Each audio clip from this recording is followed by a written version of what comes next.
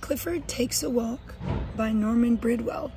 We get to see how Clifford and his friends learn about being pedestrians and being safe on the sidewalks and crossing streets. Clifford takes a walk. Hi, I'm Emily Elizabeth. This is my dog Clifford, and these are some of my classmates. We're waiting for it to be safe to cross the street so we can start our school day. Our teacher, Mrs. Tate, has a treat for us today. This is Miss Patel from Safe Kids. Miss Tate tells us she knows everything about road safety. We're going on a field trip with a surprise ending. On our way, Miss Patel is going to help us practice the rules of being a safe walker. Everyone is excited, especially Clifford. Miss Patel goes over the safe walking tips with us before we leave. How to be a safe walker. When crossing the street, it's always a must to walk along with an adult you trust. Look left, right, and left and meet the driver's eye to make sure you've noticed before you cross by. It's best not to cross in the middle of the block. Go to the corner and use the crosswalk. It's up to you to make the right call.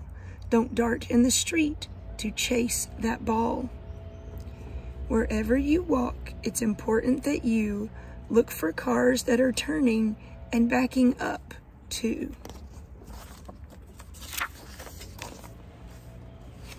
Mrs. Tate tells us to find a walking partner. I choose Clifford. Then she tells us we have to make a few stops on the way to help with our surprise. I can't wait to find out what it is.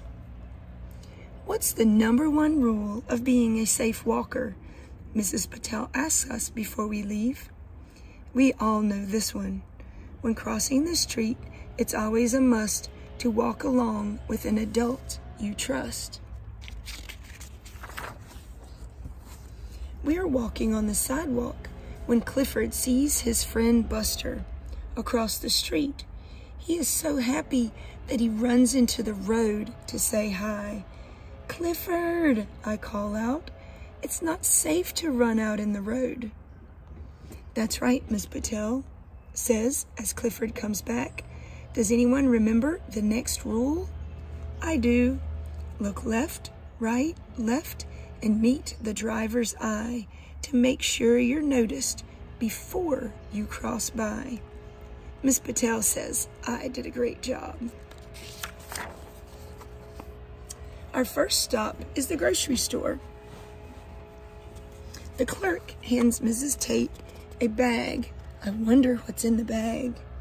"Is everyone ready to go?" Miss Patel asks the class. "Yes," we say. Clifford is so excited, he keeps wagging his tail back and forth. But when we come to a street corner, we all stop, even Clifford. "Who remembers what rule we are following?" Miss Patel asks. My friend Sam raises his hand. "It's best not to cross in the middle of the block. Go to the corner and use the crosswalk." "This is our next stop," Miss Tate announces as we come to the sports store down the block. "I wonder what she needs to get here," I whisper to Clifford. He sniffs the ground for clues. The store clerk hands Miss Tate 2 shopping bags. She gives 1 bag to Nate and 1 bag to Rosa to carry. "Don't look inside the bags," Miss Tate says. "You don't want to ruin your surprise." Just then, Nate accidentally drops his bag. A yellow rubber ball rolls out and into the street. Clifford wants to play with the ball, so he runs after it. "Clifford, no!" I cry. "Remember the rule? It's up to you to make the right call. Don't dart in the street to chase that ball.